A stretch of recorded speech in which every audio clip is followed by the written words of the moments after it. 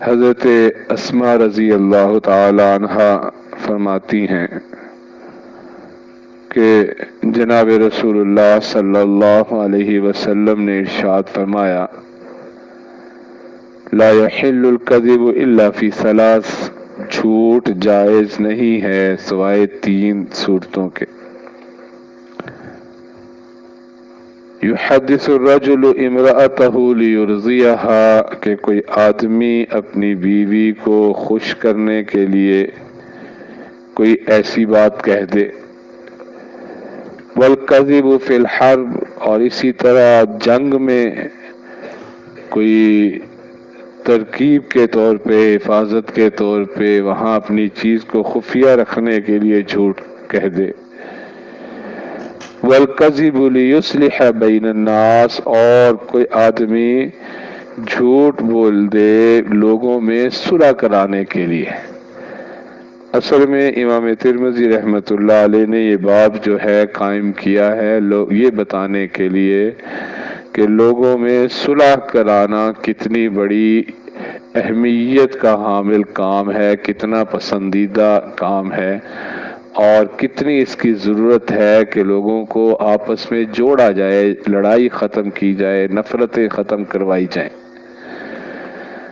اسی سلسلے میں انہوں نے یہ ایک حدیث نقل کی ہے اور دوسری روایت بھی ایک لائے ہیں، اور وہ کہتے ہیں کہ حضرت ام کلثوم بنت عقبہ رضی اللہ تعالی عنہا فرماتی ہیں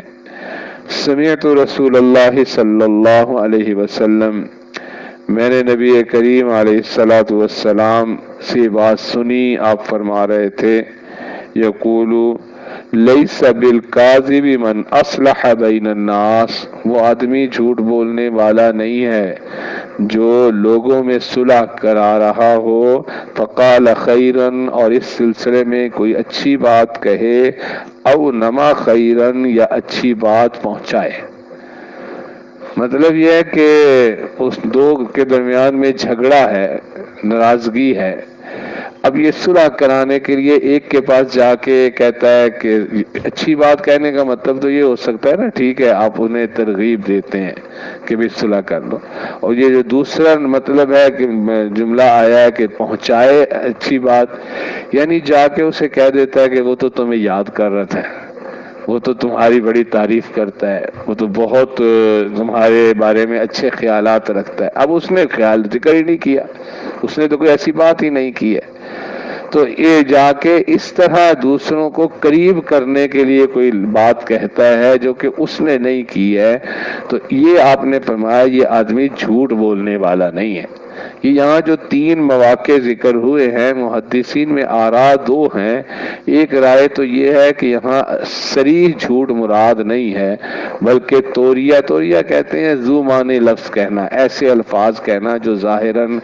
جھوٹ لگ رہے ہوں، یعنی ایک آدمی ایک مطلب اس کا سمجھ رہا ہے، دوسرا کوئی اور مطلب سمجھ رہا ہو۔ اور ایک رائے یہ ہے کہ نہیں، یہاں مراد صریح جھوٹ بھی ہے لیکن حتی الامکان اس سے بچا جائے، یعنی انسان ایسے بات کہہ دے۔ یہ جو دو مواقع اور بھی ہیں کہ بیوی کے لیے اس کو راضی رکھنے کے لیے، خوش کرنے کے لیے،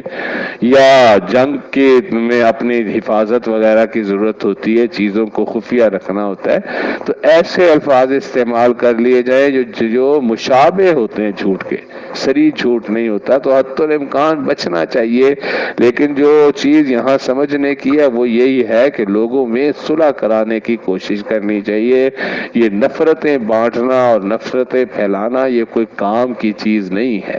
یہ جو آج ہمارے معاشرے میں مصیبت ہے نا، ہر کوئی دوسرے سے نفرت میں پھنسا ہوا ہے،